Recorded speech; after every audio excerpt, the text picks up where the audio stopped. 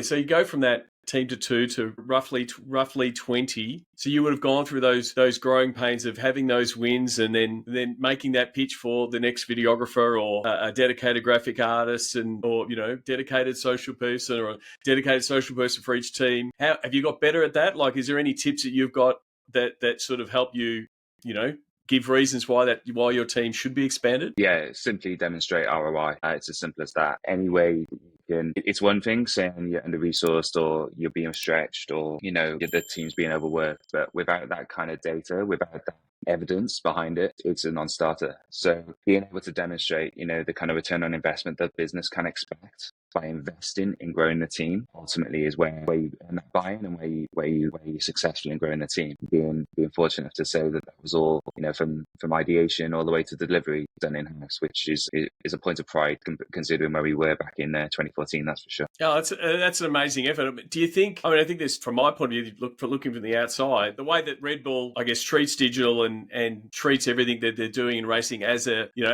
entertainment brand and the racing is part of that. And then also you're in Formula One, which is very data driven. Everyone's always looking at the numbers. Do you think a combination of those two, like, help your fact and the fact that you do have to look at the data and return say this is how many impressions we're going to get for both Red Bull, but your other partners? Do you think that's sort of just ingrained in both your sport, but also Red Bull being your key partner? Yeah, I think data, without data, F1 wouldn't run. But I think the challenge with digital is getting that level understanding of what metrics matter. And, we've been working from a very early age here, when I started, to make sure that people saw engagement and, video views and view duration as the key metrics that matter. Because so easily, for many, it's so easy to see the kind of overall audience number or overall followers you've got and take that as verbatim the success that you're doing. And, we were fortunate enough that we had, really, really strong engagement from a very early stage. And I joined in a period where, we were just kind of out of that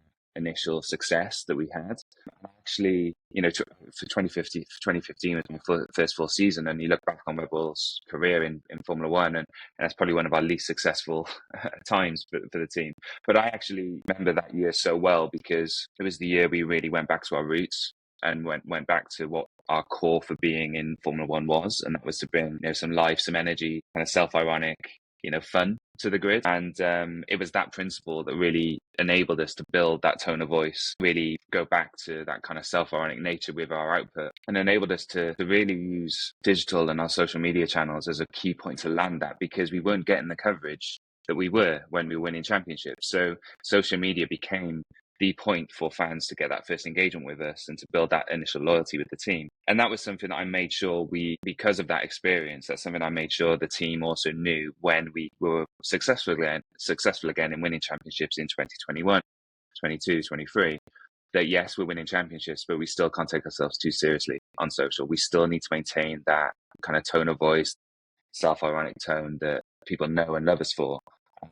Because otherwise we lose our true self of brand. Yeah, in terms of that kind of data knowledge from the brand and Red Bull, it's one of our kind of biggest USPs as a team, and for us, is one of our biggest enablers, being able to have a brand like Red Bull so entwined with what we do, but also given their kind of vast resources as well, not just within their global infrastructure, but also around the world and their local markets. Being able to know that any race we're going to, there will be a local market there that will be available to support us, given what we need. And that's a massive tool in our arsenal that enables us to keep up with the pace, but also ensure every time we're going to a race, we've also got that local insight that is so crucial to make sure that we're talking and delivering content that is locally relevant. And that's been massively important over the years.